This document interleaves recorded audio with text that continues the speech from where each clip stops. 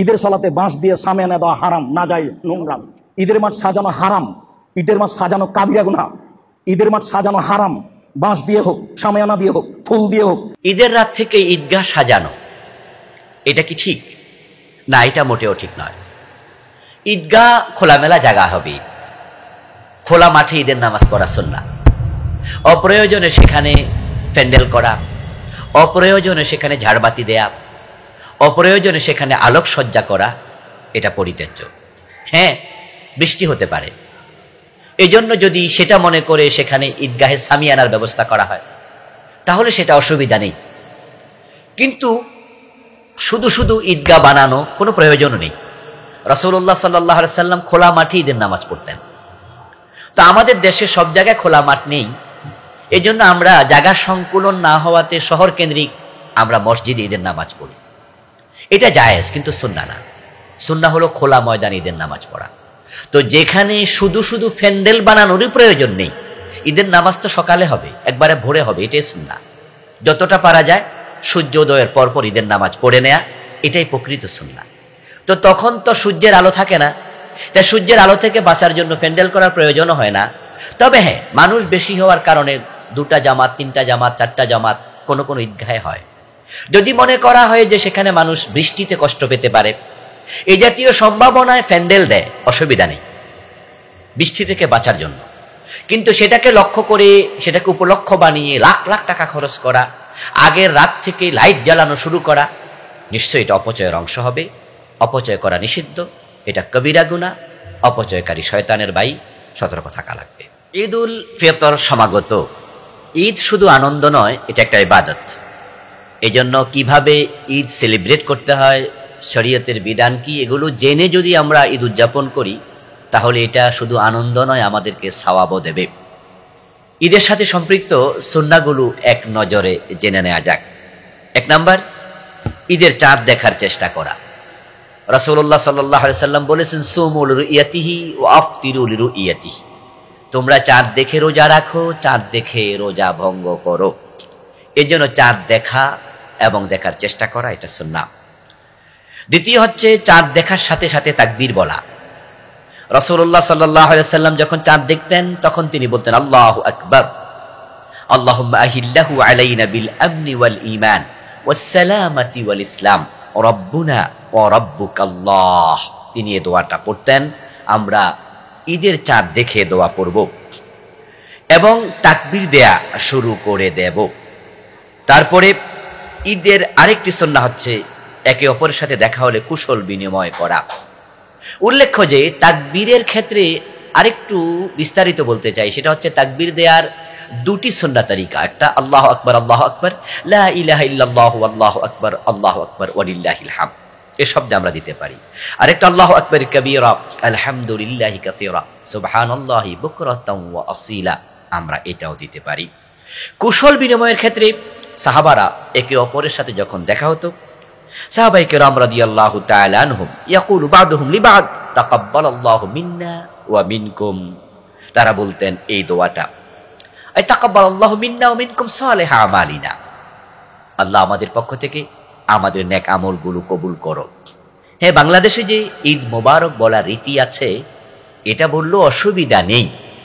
তবে সাহাবায়ে কেরাম যেটা বলতেন আমরা সেটাকে প্রাধান্য দেব। আমরা দোয়া করব ঈদ মোবারক, সাথে সাথে বলে দেব তাকাব্বালাল্লাহু মিন্না ওয়া মিনকুম। তারপর গোসল করা।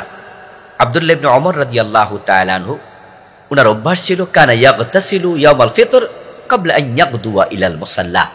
ঈদগাহে যাওয়ার আগে তিনি গোসল করে নিতেন।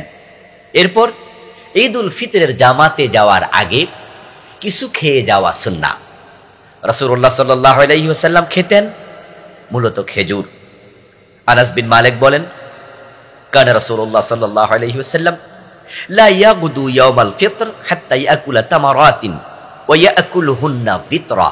সহিহ বুখারী riwayat, নবীজি সাল্লাল্লাহু আলাইহি ওয়াসাল্লাম খেজুর খেতেন বেজোড় সংখ্যায়, 1, 3 অথবা 5 ইত্যাদি। এজন্য আমরা খেজুর খেয়ে যাওয়ার চেষ্টা করব ঈদগাহে অথবা অন্য কোনো খেজুর। ঈদুল আজহার সময় কিন্তু উল্টা, ঈদুল আজহার জামাতে কিছু না খেয়ে যাওয়া সুন্নাহ। তারপরে সুগন্ধি ব্যবহার করা সুন্নাহ। আমরা আতর অথবা পারফিউম, যেটা অ্যালকোহল মুক্ত, অবশ্যই খেয়াল রেখে আমরা ইউজ করব। উত্তম পোশাক পরিধান করব। রাসূলুল্লাহ সাল্লাল্লাহু আলাইহি সাল্লামের একটি জুব্বা ছিল, ইয়ালবিসুহা লিল ঈদাইন ওয়া ইয়াউমাল জুমআ, দুই ঈদে এবং জুমার দিন তিনি ব্যবহার করতেন। অতি প্রত্যুষে ঈদগাহে চলে যাওয়া, যতটা সম্ভব সকাল সকাল ঈদগাহে চলে যাওয়া। ঈদের নামাজটা ঈদগাহে পড়াই সুন্নাহ। যদি জাগার সংকুলন না থাকে তাহলে মসজিদে পড়া জায়েজ, কিন্তু ঈদগাহে পড়া, খোলা ময়দানে পড়া সুন্নাহ। সম্ভব হলে পায়ে হেঁটে ঈদগাহে যাওয়া সুন্নাহ। রাস্তা পরিবর্তন করা, কারণ নবী সাল্লাল্লাহু আলাইহি ওয়াসাল্লাম ইযা কানা ইয়াউমুল ঈদ খালাফাত তারিক, ঈদের দিন তিনি এক রাস্তায় যেতেন, ঈদগাহ থেকে আরেক রাস্তায় ফিরতেন। হাসি খুশি থাকা, ঈদের দিন মুখ বেজার করে না রাখা। ঈদ মানেই তো আনন্দ, তবে নির্মল বিনোদন হবে, বিজাতীয় সংস্কৃতিতে মোটেও নয়। সাদকাতুল ফিতির ঈদের নামাজে আসার আগেই আদায় করে দেয়া, পরস্পর মুসাফা করা, সালাম দেয়া, ভাব বিনিময় করা, বুকে জড়িয়ে ধরা, এগুলো সবই সুন্নাহ। তবে ঈদের নামাজ শেষ করে কোলাকুলি করা, এটা বাংলাদেশি সুন্নাহ। ইসলামী সুন্নাহ হলো দেখার সাথে সাথে কোলাকুলি করা যদি প্রয়োজন হয়। এরপরও বাংলাদেশি যে কালচারটা আছে, ঈদের নামাজের পরে কোলাকুলি, আমরা নিষেধ করি না। এই কারণে এমনিই তো বুকে বুক মিলায় না, চোখে চোখ রাখে না, ঝগড়া ফাসাদ, রাজনৈতিক দ্বন্দ্ব, কত কিছু আমাদেরকে পৃথক করেছে। ঈদ উপলক্ষে একটু কাছাকাছি আসার সুযোগ যেহেতু আছে, তাই আমরা একটু ঈদের দিন কোলাকুলি করে কাছাকাছি আসাটাকে আমরা ছাড় দেই।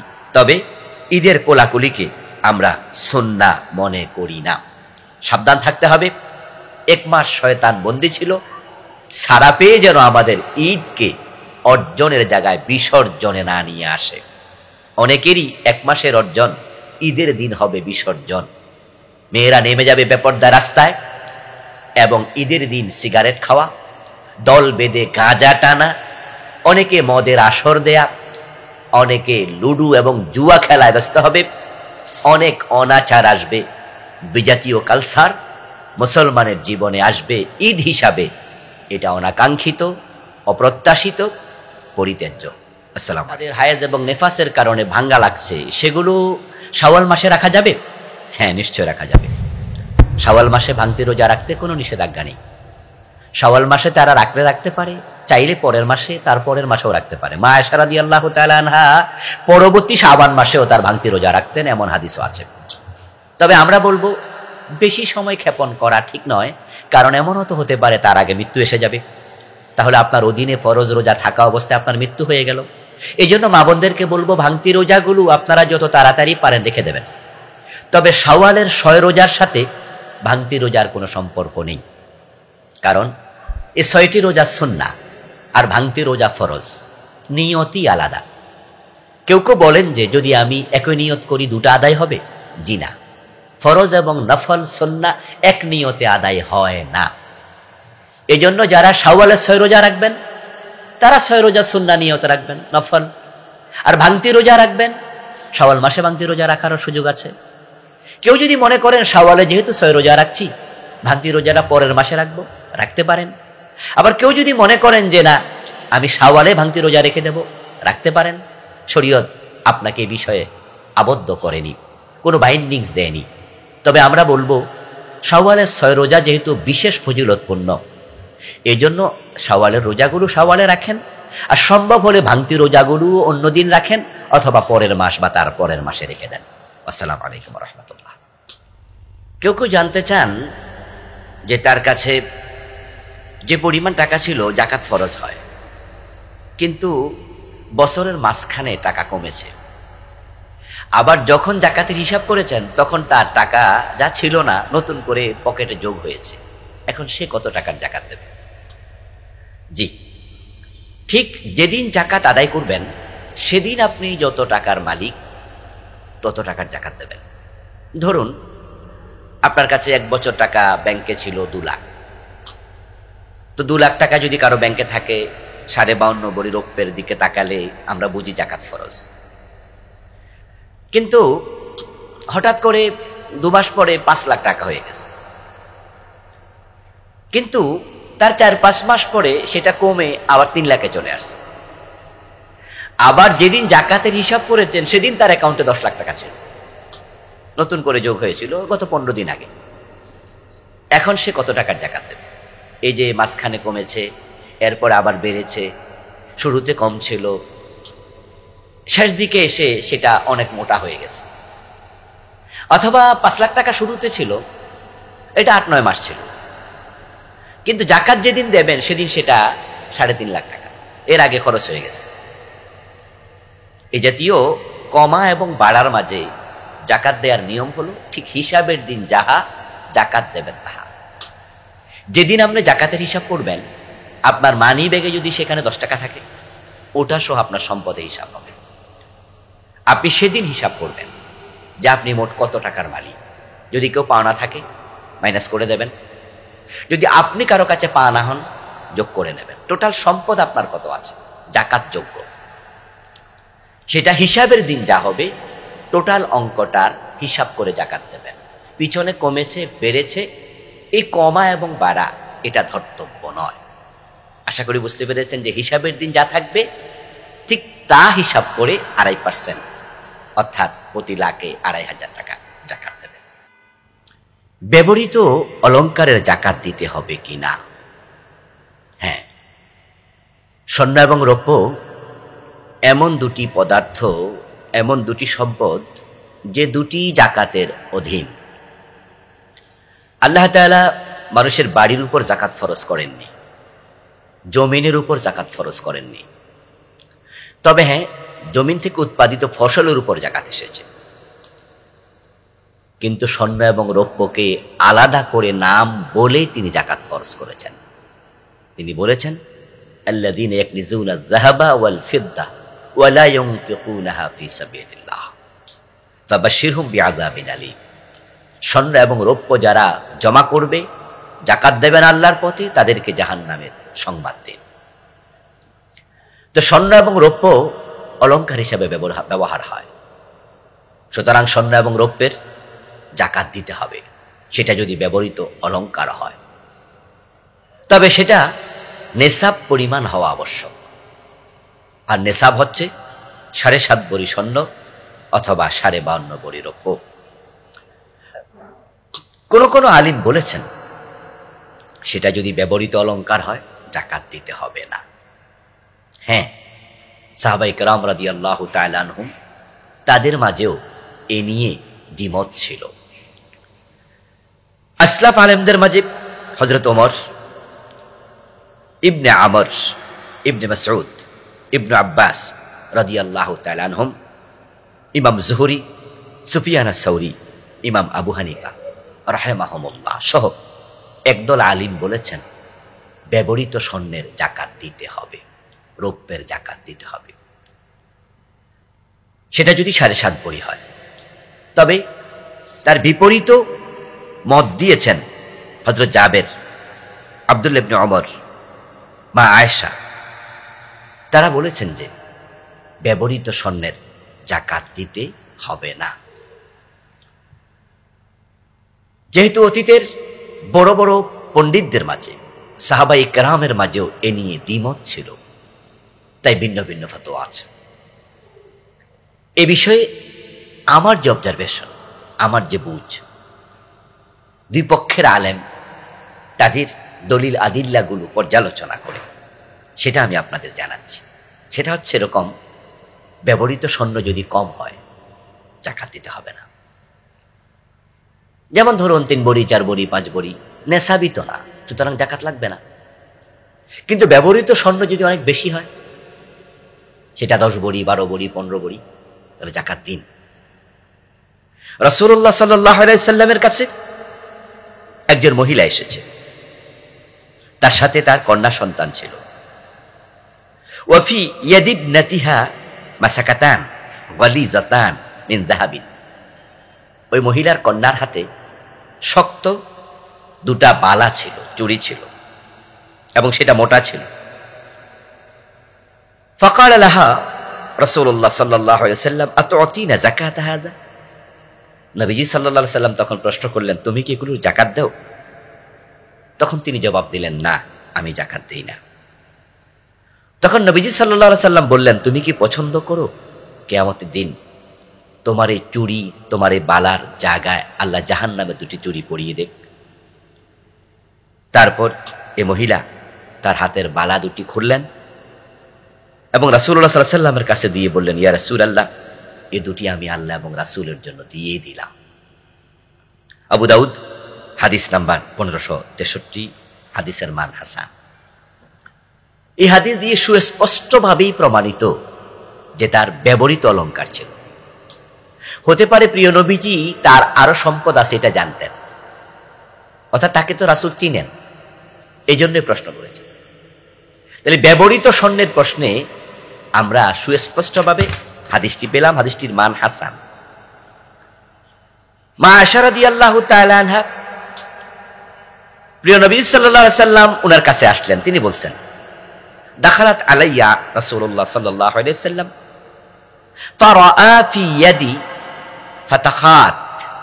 রাসূল আমার হাতে দেখলেন মিন ওয়ারাক, রূপার বানানো কিছু চুড়ি। ফাকালা মা হাযা ইয়া আয়েশা, রাসূল বলল, ও আয়েশা, এগুলো আবার কোত্থেকে আসলো? ফাকুলতু সানাতুহুন্না আতাযায়্যানু লাকা ইয়া রাসূলুল্লাহ। আমি বললাম যে, হে রাসূল, আপনার কাছে সেজে গুজে নিজেকে সুন্দরভাবে উপস্থাপন করার জন্য এগুলো আমি বানিয়েছি। ফাকালা আতুওয়াদ্দিনা যাকাতাহুন্না, কুলতু লা। রাসূল বললেন, তুমি যে রূপের চুড়ি বানিয়েছো তুমি কি যাকাত দাও? আমি বলেছি না।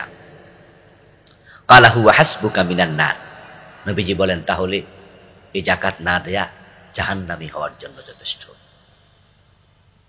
মা আয়েশার হাতেই তো চুড়িগুলো ছিল। আবু দাউদ, হাদিস নাম্বার 1565, হাদিসের মান সহিহ। তাহলে আল্লাহর হাবিব তো ব্যবহৃত অলংকারের যাকাত দিতে বললেন। এভাবে আরো অনেকগুলো হাদিস আছে। এই জন্য আমরা বলবো, ব্যবহৃত অলংকার যদি নেশাব পরিমাণ হয়ে যায়, যাকাত দিন। কেউ কেউ বলেন দিতে হবে না, যেটা আমি বলেছি যে হযরত ইবনে ওমর বলছেন, লা যাকাতা ফিল হুলি। হযরত জাবের থেকে বর্ণিত হাদিস রয়েছে, লা যাকাতা ফিল হুলি, ব্যবহৃত অলংকারে যাকাত লাগবে না। মা আয়েশা থেকে বর্ণিত অন্য হাদিসও আছে। মা আয়েশা বলেন, ইন্নাহা কানাত তুহাল্লা বানাতি উখতিহা আইতামান ফি হুজরিহা ফালা তাখরুজু মিনহু যাকাত। মা আয়েশা থেকে রওয়ায়াত করেছেন অন্য কেউ যে মা আয়েশার অধীনে কয়েকজন ইয়াতিম মেয়ে ছিল, যাদের সম্পদ ছিল, তাদের হলি ছিল, কিন্তু তাদের সেই হলি থেকে, অলংকার থেকে তিনি যাকাত দিতেন না। হযরত নাফে থেকে বর্ণিত আছে, আব্দুল্লাহ ইবনে ওমর রাদিয়াল্লাহু তাআলা আনহু উনার কন্যা সন্তানদের ব্যবহৃত অলংকারের যাকাত দিতেন না। এদিকে তাকিয়ে কেউ কেউ বলেন যে দিতে হবে না। আমার অবজারভেশন হচ্ছে, অর্থাৎ তাদের উপর হয়তো ওই পরিমাণ ছিল না যে পরিমাণে যাকাত ফরজ হয়। 7.5 ভরির কম ছিল, 52.5 ভরির কম ছিল। কারো কাছে ব্যবহৃত স্বর্ণ আছে 30 ভরি। আপনি অবাক হতে পারেন যে এত ভরি ব্যবহৃত স্বর্ণ থাকে। হ্যাঁ থাকে, বাংলাদেশে থাকে না, সৌদি আরবে থাকে। একটা নেকলেসও আছে 10 ভরি ওজনের। আপনারা যারা উমরায় হজে গিয়েছেন তারা সেখানে দেখেছেন, আর যারা জেদ্দায় স্বর্ণ দোকানে ঢুকেছেন তারা তো দেখেছেন, মালয়েশিয়া ঢুকেছেন সেখানে দেখেছেন যে একটা নেকলেস 20 ভরিও আছে। একটা নেকলেস কি বড়, 20 ভরি 25 ভরি ওজনের নেকলেস আছে। তো এমন শৌখিন পরিবার, এমন পয়সাওয়ালা যে এই নেকলেসটা বছরে 2 বার পরে, 3 বার পরে, যেটা 10 ভরি 15 ভরি ওজনের। তার কানের স্বর্ণ, তার নেকলেস, তার চেইন, তার হাতের বালা, এখান থেকে শুরু করে এ পর্যন্ত স্বর্ণ পড়ে। এক এক হাতে ধরে 7 ভরি 8 ভরি স্বর্ণ, 2 হাতে 14 ভরি। এখন বছরে 2 একবার পড়ে, তার টোটাল স্বর্ণ ব্যবহৃত আছে 30 ভরি। এখন ব্যবহৃত স্বর্ণের যাকাত লাগে না। এই হাদিসের দিকে তাকিয়ে আপনি বলবেন যে 30 ভরি স্বর্ণের যাকাত দেবে না। আচ্ছা, 30 ভরি স্বর্ণ ব্যবহৃত, এটা কি হলো যাকাত দিতে হবে না? তো যাকাত ফরজ হবে কার উপরে? আর শৌখিন লোকেরা তাদের 30 ভরি স্বর্ণ রেখে দেবে, আর গরিব লোকেরা যাকাত পাবে না, না খেয়ে মরবে। ইসলামকে এই জন্য যাকাত ফরজ করেছিল? মোটেও না। আপনার শৌখিনতা ইসলাম আপনাকে কতটুকুই দেবে যতটুকু যাকাতের পরে থাকে। এজন্য আমরা বলবো, যদি কারো ব্যবহৃত স্বর্ণ 7.5 ভরির উপরে হয় তাহলে বুঝতে হবে সে যথেষ্ট স্বাবলম্বী, যথেষ্ট সলভ্যান্ট। 7.5 ভরির বেশি স্বর্ণ তার আছে, সে মাঝে মাঝে ব্যবহার করে, অবশ্যই যাকাত দেবে। জাকাত দেওয়া উচিত। আর যদি সেটা এমনিতেই কিনে রেখে দিয়েছেন তাহলে তো জাকাত দিতে হবে, তা নিয়ে আলেমদের মাঝে কোনো দ্বিমত নেই। আশা করি বুঝতে পেরেছেন। জাকাত দেওয়ার সঠিক নিয়ম কি সেটাও জানা দরকার। কারণ আমরা অনেকে জাকাত দেই, কিন্তু আমরা মন মতো জাকাত দেই, নিয়ম মতো দেই না। যেমন বাংলাদেশে মাইকিং করে জাকাত দেয়া হয়, বাংলাদেশে জাকাতের শাড়ি দেয়া হয়, জাকাতের লুঙ্গি দেয়া হয়। এটা কি জাকাত দেওয়ার সঠিক নিয়ম? মোটেও নয়, মোটেও নয়। জাকাত ফরজ হয় পার্সেন্টেজ 2.5%। আপনার 1 লক্ষ টাকা আছে, 2,500 টাকা জাকাত। তাহলে জাকাত 2,500 টাকা। তা আপনি এটাকে কনভার্ট করবেন কাপড়ে, শাড়িতে, অন্য অন্য দ্রব্যে। গরিবরা কি আপনাকে বলেছে কথা যে আপনি আমার 2,500 টাকা যে জাকাত আসছে আমাদের হক, ওটা আপনি ইসলামপুরে গিয়ে শাড়ি কিনে নিয়ে আসেন? গরিবরা বলেছে কোনোদিন? এরপরে আপনি জাকাতের শাড়ি কিনলেন, আবার আপনি মাইকিং করে দিলেন, সেখানে তারা লাইন ধরে দাঁড়ালো। আস্তাগফিরুল্লাহ আল-আযীম। মানে আপনি জাকাত দাতা, মানুষ জানলো না। কি বিচ্ছিরি চিন্তা। ইন্নামাল আমালু বিন্নিয়াত। আপনি জাকাত দেবেন, এটা ফরজ ইবাদত, এটাকে এভাবেই মাইকিং করার কি আছে? আর গরিব তার হক নেবে, তার হক সে নেবে, সে লাইনে কেন দাঁড়াতে হবে? তাকে কেন লাইনে রোদের মাঝে দাঁড় করিয়ে রেখেছেন? আবার জাকাতের শাড়ি নিতে গিয়ে পদপিষ্ট হয়ে অমুক জায়গায় 3 জন মৃত্যুবরণ করেছে, পত্রিকায় নিউজ হয়। ইন্না লিল্লাহি ওয়া ইন্না ইলাইহি রাজিউন। তারপরে এই জাকাতের শাড়ি আপনি দিলেন, আমি জাকাতের লুঙ্গি দিলাম। একজন গরিব মানুষ 10টা শাড়ি পেল, বছরে তার শাড়ি লাগবে কয়টা? 3টা 4টা, বাকি 6টা কি করবে? এই যে আপনি আমি সবাই মিলে শাড়ি দিলাম, লুঙ্গি দিলাম। মহিলা মানুষ জাকাতের লুঙ্গি, সে লুঙ্গি দিয়ে কি করবে? মহিলা মানুষকে লুঙ্গি পরে? পুরুষ মানুষ শাড়ি পেয়েছে, সে কি করবে শাড়ি দিয়ে? তার ঘরে মহিলা নাই পরার মতো। ওই গরিব মানুষ বউ নাই, 80 বছর বয়স্ক বুড়া, ওই বুড়ার আপনি একটা শাড়ি দিয়ে দিলেন, তো শাড়ি দিয়ে সে কি করবে? তখন এগুলোর আলটিমেট রেজাল্ট কি দাঁড়ায়? এগুলো নিয়ে তারা দোকানে যায় ঈদের পরে অথবা ঈদের আগে, আর দোকানদারকে গিয়ে বলে যে চাচা ভাই, আমার এই শাড়িগুলো আপনি রেখে আমার কিছু টাকা দেন। তখন দোকানদার শাড়ি ধরে বলে, এটা তো শাড়ি না, এটা তো মশারি। জাকাতের শাড়ি তো শাড়ি না, ওটা পরিধানযোগ্য না, ওটা স্পেশাল অর্ডার দিয়ে বানানো হয়, যেগুলো মশারির মতো পাতলা, সুতা দুর্বল, এগুলো আমাদের পরিবারের লোকরা পরে না। কিন্তু জাকাত হিসাবে আপনি চালাইয়া দিলেন, কম টাকা, এলাকায় সুনাম হয়ে গেল আপনি জাকাত দিচ্ছেন। আর গরিবও জানলো যে অমুক জাকাত দেয়, এখানে সওয়াবের আশা করা যাবে। এখন দোকানদার বলে যে এটা তো দাম নাই, এটা তো অর্ধেক মূল্য দেয়া যাবে না। কিছু করার নাই, অর্ধেক মূল্য নিয়ে চলে আসে। 500 টাকার শাড়ি যেটা আপনি কিনে দিলেন, সে 300 টাকায় বিক্রি করে, 250 টাকায় বিক্রি করে। এখন ডাইরেক্ট তার 200-250 টাকা লস। আপনি জাকাত দাতার হয়ে আপনি জাকাত গ্রহীতাকে লসে ফেলে দিলেন, গরিবের হক নষ্ট করলেন আপনি। এটা কি ঠিক হলো? এরপরে আবার ধরুন তার দরকার ওষুধ কেনা, তার টাকা দরকার, সে ঋণী, ঋণ পরিশোধ দরকার, টাকা দরকার। বাড়ি ভাড়া বাকি পড়ে আছে, তার বাড়ি ভাড়া দেওয়া দরকার। তার স্কুলের ছেলের বেতন বাকি পড়ে আছে, তার বেতন দেওয়া দরকার। আর আপনি দিলেন শাড়ি, লুঙ্গি, এটা সেটা, চিনি, তাকে দিলেন আপনি সেমাই, জাকাতের টাকা দিয়ে কিনে দিলেন। তার তো এগুলো দরকার নেই। তো পরের হকে পর্দারি কেন? আরে ভাই, এই যে জাকাত আপনি দিলেন, এটা কি আপনার টাকা? 2.5% তো পরের হক, গরিবের হক। তো গরিবের টাকা আপনি বাজার খরচ করতে গেলেন কেন? আমরা তো অধিকাংশ সেটাই করি বাংলাদেশে, না? যে আমি 10,000 টাকা জাকাত আসছে, আমি 20টা-30টা শাড়ি কিনে দিলাম। আচ্ছা, এই 10,000 টাকা কি আমার টাকা?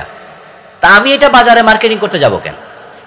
গরিবরা কি আমাকে বলেছে যে আমাদের টাকা দিয়ে আপনি মার্কেটিং করেন? আচ্ছা, এটা কি দুনিয়াতে সিস্টেম আছে? যেমন আপনি আমার থেকে 10,000 টাকা হাওলাত নিলেন, আপনি 10,000 টাকা না দিয়ে বাজার খরচ করে আপনি আমার বাড়িতে হাজির হয়ে গেলেন যে হুজুর চাল আনছি, ডাল আনছি, মুরগি আনছি, শাড়ি আনছি, লুঙ্গি আনছি, আপনার 10,000 টাকা হাওলাত যে নিছিলাম আপনার জন্য খরচ করে আনছি। আচ্ছা, আমি কি বলবো? আমি বলবো ভাইজান, আমার 10,000 টাকা আপনি বাজার খরচ করলেন, বুঝলাম না বিষয়টা। আমি কি আপনাকে বলেছি? আর আপনি যেগুলো এনেছেন এগুলোকে আমার দরকার আছে, আপনি জানেন, আপনি ফোর্দারি করতে গেলেন কেন? 10,000 টাকা আমি পাওনা ছিলাম, আপনি আমার টাকাটা দেন, এটাই তো স্বাভাবিক। যদিও আমার কথাগুলো শুনতে হয়তো একটু কষ্ট লাগছে কারো, এটাই বাস্তব, যে গরিব আপনাকে বলেনি তার টাকা দিয়ে খরচ করতে, কিন্তু আপনি করলেন, তাকে ঠকালেন, তাকে কষ্ট দিলেন, অপ্রয়োজনীয় জিনিস দিলেন। জাকাত এসেছিল দারিদ্র বিমোচনের জন্য, গরিবকে একটু স্বস্তি দেওয়ার জন্য, আপনি সেটি করেননি। এই জন্য প্রিয় ভাইরা, জাকাত দেওয়ার সঠিক পন্থা হলো টাকা দেবেন, টাকা, এবং সেটা দেবেন নিজ দায়িত্বে, গরিব খুঁজে নিয়ে, গরিবের বাড়ি গিয়ে।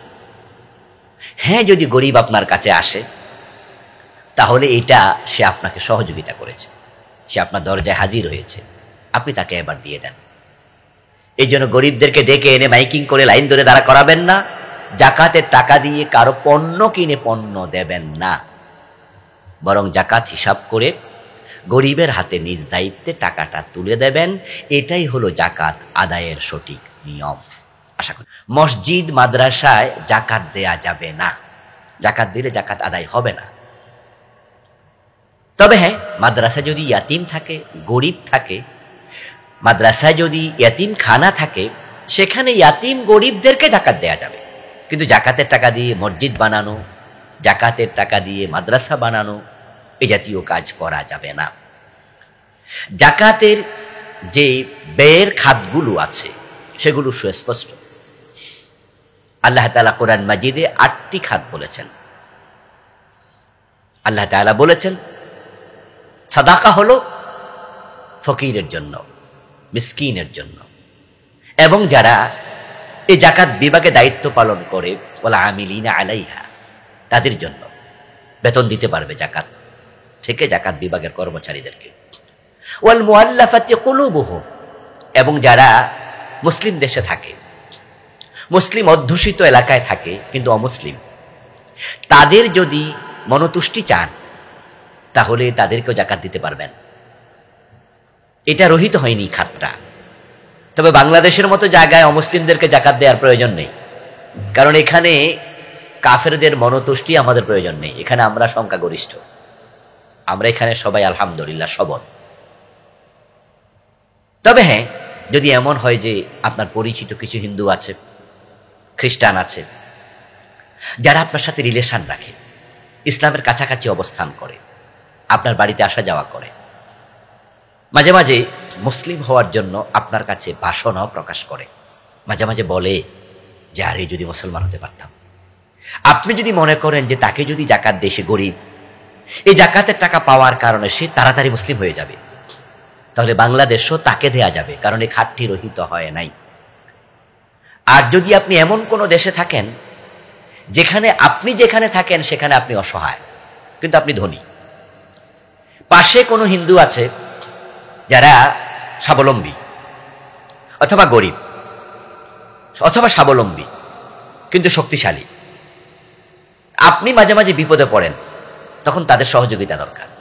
আপনি জাকাতের টাকা স্বাবলম্বী হিন্দুকে দিতে পারবেন, গরিব লাগবে না। ওয়াল মুআল্লাফাতি কুলুবুহুম, এখানে গরিব না হলেও চলবে, সামর্থ্যবান কাফের, তাকেও জাকাতের টাকা দিতে পারবেন। কেন পারবেন? তার আকৃষ্ট করার জন্য আপনার প্রতি, অথবা তার বিপদের সময় সাহায্য লাগবে, এমন দেশে আপনি থাকেন। আর যদি সে হিন্দু বৌদ্ধ গরিব হয় তাহলে তো আওলা, সেটা সে পেতেই পারে। আচ্ছা, এটা গেল 4 নাম্বার খাত। 5 নাম্বার অফির রাকাব, দাস মুক্তি, যেটা এখন পৃথিবীতে নাই। 6 নাম্বার যারা আপনার অভাবগ্রস্ত অর্থাৎ ঋণী, ধনী ছিল কিন্তু এখন সে ঋণী হয়ে গেল, অনেক টাকা ঋণ, সে ভিক্ষা করে না, সে একবারে ফকির না, তার বাড়ি আছে, 5 তলা একটা বাড়ি আছে, হ্যাঁ 5 তলা বাড়ি, 2 তলা বাড়ি, 3 তলা বাড়ি, অথবা থাকার জন্য গোলশানে একটা বাড়ি আছে, তবে সেটা 1 তলা বা 2 তলা, ওটা বিক্রি করলেও হয়ে যাবে অনেক টাকা, কিন্তু বিক্রি করে থাকবে কই? এই অবস্থায় যদি সে ঋণ পরিশোধের জন্য টাকা চায় তাহলে তাকে ঋণ পরিশোধের জন্য টাকা দেয়া যাবে। এরপরে ফি সাবিলিল্লাহ, 7 নাম্বার যারা আল্লাহর রাস্তায় জিহাদ করে, মুজাহিদ, তাদের অস্ত্র কেনার জন্য, বাহন কেনার জন্য জাকাত দেয়া যাবে। ইসলামী আন্দোলন যারা করে, ইসলামী দল করে, তারাও যদি ইসলামী দল জেহাদের অংশ, অস্ত্র শুধুমাত্র তলোয়ার নয়, অস্ত্র এখন প্রচারণা, মিডিয়া, এটা একটা অস্ত্র। কোন ইসলামী দল মিডিয়া বানাতে চায়, এটা কোনো ব্যবসায়ের উদ্দেশ্য নয়, দিন প্রচারের উদ্দেশ্যে, এবং সেটার প্রচারণাটাও হবে ফি সাবিলিল্লাহ কেন্দ্রিক। অথবা তারা বই কিনে মানুষকে পড়াবে, পড়িয়ে ইসলামী আন্দোলনের প্রতি আকৃষ্ট করবে। ওয়াফি সাবিলিল্লাহ ব্যাপক একটি জায়গা, এই জন্য ওয়াফি সাবিলিল্লাহ আল্লাহর পথে, আল্লাহর রাস্তায়, এটা 7 নম্বর খাত। জাকাত ব্যয়ের 7 নম্বর খাত, এটা রহিত হয় নাই। সুতরাং ইসলামী আন্দোলন যদি টাকা চায়, আর সেটা কোনো ব্যক্তি ভোগ না করে, সেখানে গরিব মিসকিনকে দিলে ইসলামী আন্দোলনের কর্মী বা সমর্থক সেটা তো প্রথম 2 খাতে চলে যাবে, এটা না। বরং ইসলামী আন্দোলনের জন্য যদি কেউ দিতে চায়, তাহলে দেওয়ার সুযোগ আছে জেহাদের পথে। 8 নাম্বার হচ্ছে ওয়াবনিস সাবিল, মুসাফির। মুসাফির ধনী মানুষ, কিন্তু সে এমন জায়গায় সফরে গেছে মানিব্যাগ হারিয়ে গেছে, অথবা মালামাল লুটপাট হয়ে গেছে, অথবা সফর করতে করতে তার টাকা শেষ হয়ে গেছে, অথচ বাড়িতে পয়সা আছে, সে পয়সাওয়ালা মানুষ। মুসাফিরকে মুসাফির অবস্থায় জাকাতের টাকা দিয়ে সহযোগিতা করা যেতে পারে। এখন এই 8টি খাত আপনাকে মাথায় রেখে জাকাত দিতে হবে। যদি আপনি 8 খাতের বাহিরে জাকাত দেন, তাহলে কিন্তু জাকাত আদায় হবে না। সাবধান থাকবেন। আশা করি বুঝতে পেরেছেন প্রজনকে জাকাত দেওয়া যাবে কিনা। হ্যাঁ, বরং আত্মীয়রাই জাকাত পাওয়ার সবচেয়ে বেশি হকদার। আপন ভাই বোন যদি আপনার অধীনস্থ না হয়, তাদেরকে পরিপালন করতে যদি আপনি বাধ্য না হন, তাহলে আপনি তাদেরকে জাকাত দিতে পারবেন। আপন চাচা, আপন ফুপু, খালা, মামা, অর্থাৎ আত্মীয় স্বজন, তাদেরকে জাকাত দিলে সওয়াব হবে দ্বিগুণ। একটা হলো আত্মীয়তার সম্পর্ক রক্ষার কারণে, আর একটা হলো জাকাতের কারণে। বরং জাকাত দেয়া, সাদাকা দেয়ার ক্ষেত্রে আত্মীয় স্বজনকে প্রাধান্য দেওয়া উচিত, তাদের থেকে শুরু করা উচিত। তবে হ্যাঁ, তারা অত্যন্ত আপনজন হওয়ার কারণে এটা জাকাতের টাকা, এটা সাদাকার টাকা, এগুলো না বলা উচিত। জাকাত প্রদান করার জন্য আপনাকে এটা বলা জরুরি নয় যে গ্রহীতাকে যেটা জাকাতের টাকা, বরং জাকাত দেওয়ার জন্য আপনি মনে মনে যে প্ল্যান করেছেন, নিয়ত করেছেন, জাকাত আদায় হওয়ার জন্য এটা যথেষ্ট। আপনার অতটুকু নিয়ত এনাফ, এটা বলতে হবে না। উল্লেখ্য যে যদি কারো কাছে টাকা পানা থাকেন আর সে টাকা না দেয়, আপনি জাকাত হিসাবে এটা কেটে দেবেন, বলবেন যে তোমার কাছে 10,000 টাকা পেতাম, এটাই জাকাত। এটা জায়েজ নেই। কারণ জাকাত প্রদান আপনি যখন করলেন, তখন আপনার নিয়তটা আবশ্যক ছিল, কিন্তু আপনি টাকা হাওলাত দিয়েছিলেন, তখন কি জাকাতের চিন্তা ছিল? ছিল না। তো জাকাতের চিন্তা ছিল না যখন দিয়েছেন, এখন মাঝখানে এসে আপনি নিয়ত পরিবর্তন করবেন, এর সুযোগ নেই। তাহলে কি করা যাবে? তাহলে একটা হিলা, একটি কৌশল অবলম্বন করা যাবে। সেটা হচ্ছে, যার কাছে আপনি টাকা পাবেন, 10,000 টাকা পানা আছে, সে দিতে পারে না, অথচ গরিব, আপনি জাকাতও দেন। আপনি তাকে বলুন যে আমি তোমাকে কিছু টাকা দিচ্ছি। জাকাত ঠিক বলা জরুরি নয়, আপনি বললেন যে তোমাকে আমি কিছু টাকা দিচ্ছি, আর মনে মনে ভাবলেন জাকাত দিচ্ছি। এটা বলে তাকে 10,000 টাকা দিলেন, যে ধরো তোমাকে আমি 10,000 টাকা দিলাম, আর মনে মনে এরাদার কারণে জাকাত আদায় হয়ে গেল। 2 মিনিট পরে, 1 মিনিট পরে আপনি বললেন যে তোমার কাছে তো আমি 10,000 টাকা পানা আছি নাকি? সে বলল যে হ্যাঁ, তো আমার টাকাটা দাও। এবার সে যদি আপনাকে ওই 10,000 টাকা ফিরিয়ে দেয়, তাহলে পাওনা টাকাও পেলেন, জাকাতও আদায় হলো। কিন্তু মাঝখানে এসে নিয়ত পরিবর্তন করে পুরাতন পাওনা টাকাকে কেটে জাকাত হিসাবে দেয়া কোনো সুযোগ